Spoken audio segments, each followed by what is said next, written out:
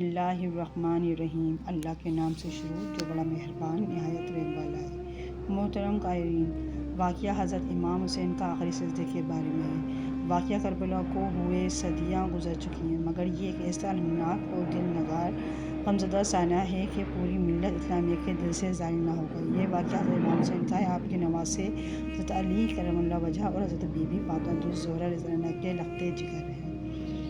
اور ویوز، اگر آپ کو یہ میری ویڈیو اچھی لگ رہی ہو اور آپ چاہتے ہوں کہ میں آپ کو ستر دوں جو ایک اشعار کے ساتھ کس واسطے نماز سے منہ موڑتا ہے، تو کیا یاد نہیں آئی آخری سجدہ حسین کا؟ اسلام کے لیے وہ لمحہ کتنا اذیت ناک، روح فرشا اور غم عظیم تھا، جب نواسہ رسول جگر کو کوشہ بطول حضرت سیدنا امام حسین رضی اللہ عنہ کے خون ناحق سے سرزمین کربلا لالہ زار ہو گئی۔ کہتے ہیں کہ وقت سب سے بڑا مرہم ہے جو بڑے سے بڑا زخم کو بھر دیتا ہے، مگر اہل بیت اطہار ظلم و بربریت کی اس عظیم داستان کا نام ہے، جسے 1400 سال گزر جانے کے باوجود اس قرآن پر اپنے محبوب دونوں جہاں کی اداؤں پر اپنی جانوں کا صدقہ چاور کرنے والے ملت اسلامیہ کے اربوں افراد کبھی فراموش نہ کر پائے، اور بلا تفریق رنگ و نسل اور زمان و مکان کلمہ اسلام وابستگی کے بعد ہر انسان واقعات کربلا آج تک ماتم کناں ہے، اور یہ اپنے مالک کون و مکان اور محبوب دو عالم سے ایمانی اور جذباتی رشتے ہی کی بات کے قائل ہیں۔ امام علی مقام یزید ناپاک جسارت پر ملت اسلامی کی زبان آج تک لغت و ملامت کر رہی ہے، اور جب تک اس سرزمین پر اپنے نبی کا کلمہ پڑھنے والے زندہ ہیں، یہ سلسلہ یوں ہی جاری رہے گا۔ یہی وجہ ہے کہ تاریخ اسلام میں اسے قیامت صغریٰ کے نام سے یاد کیا جاتا ہے۔ ایسے غم مشترک سے نہ کبھی نسل انسانی وابستہ ہوئی اور نہ ہوگی، مگر اس خاندان گیتی جاتی دنیا میں افراد رقصوں اور شکایتوں نے اس کا آنکھوں سے حقیقت کا جوہر چھین لیا ہے، جو اہل بیت اطہار کی اس عظیم شہادت و قربانی کو شکست کی تعبیر کرتے ہیں، ذرا بھی نہیں شرماتے۔ واقعہ کربلا اور شہادت نواسہ رسول کا غم بھی عام افراد کی نگاہوں سے اوجھل ہے۔ دشت کربلا میں اپنی اور اپنے عیال کی جانوں کا نذرانہ پیش کر کے اسلامی اثار و مزاج کی تعمیر میں جو نمایاں کردار ادا کیا ہے، تاریخ اسلامی قیامت تک ان کی دوربین نگاہوں کی مترف اور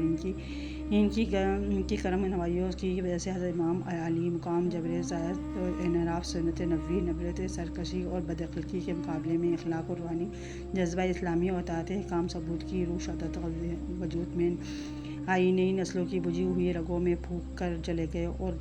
کفر و انحراف کی یہ اپنی ایسی کامرانی تھی جو تک جاری ہے، زندہ رہ کر بھی کبھی شکست اور رخت کا ہاتھ نہ آئی تو کبھی فتح و کامرانی کے، مگر جو شہید ہو کر فاتح ہوتے ہیں ان کی فتح کا سلسلہ ختم نہیں ہوتا۔ جو لوگ شہادت امام حسین کو شکست رغبت سے تعبیر کرتے ہیں، انہیں سب سے پہلے یہ جاننے کی ضرورت ہے کہ فتح کسے کہتے ہیں۔ ایک کاش اگر انہوں نے کہ جان لینے کی کوشش کی ہوتی تو زندگی بھر ملت اسلامیہ کی جانب سے رسول دو جہاں سے وفا کا خراج وصول لیتے۔ فتح کیا ہے؟ مدح اپنے موقف سے ثابت قدمی اور اپنے مقصد کا حصول۔ اب دیکھنا یہ ہے کہ حضرت امام حسین کا موقف کیا تھا، اور وہ اپنے موقف پر ثابت قدم کیسے رہے۔ کیا ان کا موقف مال و متاع اور تخت و تاج کی حصولیابی تھی؟ اگر ایسا ہوتا تو کبھی بھی وہ صرف 82 افراد، جن میں معصوم بچے اور پردہ نشین خواتین بھی شامل تھیں، کو لے کر اہل عراق کی دعوت پر یزید کی مطلق انعامی حکومت کی مخالفت کے لیے نہ نکل پڑتے، اور اگر نکل پڑے تھے تو کربلا کے میدان کا رازدار ہے، اور 22,000 افراد کے سامنے ہتھیار ڈال دیے ہوئے، کیونکہ حکومت کے حصول کے لیے قوت مقابلہ اور مدافعت دونوں ہی شرطیں ہیں، اور حضرت امام علی مقام کے پاس ان دونوں میں سے کچھ بھی نہ تھا۔ اس سے واضح ہو گیا ہے کہ نہ ان کو مال و زر اور نہ ہی تخت و تاج کی طلب تھی، تو پھر ان کا موقف کیا تھا؟ اس بات کو تاریخ کا ہر طالب علم جانتا ہے کہ جب خلافت نبوی بنی امیہ کو ملی تو اس عظیم منصب میں یزید ہی مافیا تخت نشین ہوا، جس کی بدکاریوں کے چرچے عام تھے۔ فسق و فجور اور ظلم و خطا کی ساری سرحدیں اس نے پھلانگ دی تھیں، اور وہ کسی بھی طور پر اس بابرکت اور عظیم انسان منصب کا اہل نہ تھا، جس کے بارے میں خود محمد صادق محبوب دو جہاں صلی اللہ علیہ وسلم پیشن گوئی فرمائی تھی۔ ایسے بدکردار شخص نے جب منصب خلافت سنبھالی تو حضرت سیدنا امام حسین رضی اللہ عنہ نے اس کی بیعت و خلافت سے انکار کر دیا، اور اور ان کا موقف تھا کہ کیونکہ یہ اسلامی منصب کا تھا جو فرامین خدا رسول کا پابند تھا، اس منصب پر بیٹھ کر انسان خود مختار ہو کر بھی احکام خداوندی اور اطاعت رسول کا پابند تھا، اور سارے نظام کی تشکیل میں اس کے کسی بھی فیصلے میں اپنے جذبات و احساسات کا عمل دخل نہ تھا، بلکہ عمل کے صدر و نفاذ میں وہ اسلامی اصول و ضابطہ تھا جس کی بنیاد خداوند قدوس نے اس فرمان کے ذریعے ڈال دی تھی کہ یدبر الامر من السماء الی الارض ثم یعرج الیہ یوم کان مقدارہ الف سنہ مما تعدون، کام کی تدبیر فرماتا ہے آسمان کی زمین تک، پھر اس کی طرف رجوع کرے گا، اور اس دن جس کی مقدار 1000 برس کے گنتی میں ہے۔ ایک اور مقام پر ارشاد فرمایا الم تعلم ان اللہ لہ ملک السماوات والارض وما لہ من دون اللہ من ولی ولا نصیر، کیا تو نے نہ جانا کہ اللہ جانتا ہے جو کچھ آسمانوں اور زمین میں ہے، بے شک یہ سب ایک کتاب میں ہے، بے شک یہ اللہ استعان۔ حضور اکرم صلی اللہ علیہ وسلم نے ایک موقع پر ارشاد فرمایا تھا کہ الحسین منی انا من الحسنین، حسین مجھ سے ہے اور میں حسین سے۔ حضور پاک صلی اللہ علیہ وسلم کی اس دفعہ جملے سے جن کا ذات حسین مراد ہے وہ اسی کا واضح مفہوم یہ بھی ہے کہ حضرت جب میرے دین سے کوئی انحراف کرے گا، حسنین اسے اطاعت بندگی سکھائیں گے، ناموس و حیات رسالت کا تحفظ اپنی زندگی کا مشن بنائیں گے، اور کبھی کوئی میرے دین پر شک نمائی کرے گا تو اس کی سرخوئی کے لیے اپنا خون دے کر بھی اس کی آبیہ کرنے پڑی تو حسین اس پر بھی درخت نہ کریں گے۔ حضرت امام علی مقام نے نانا جان کے اس بھرم کو دنیا میں عملی طور پر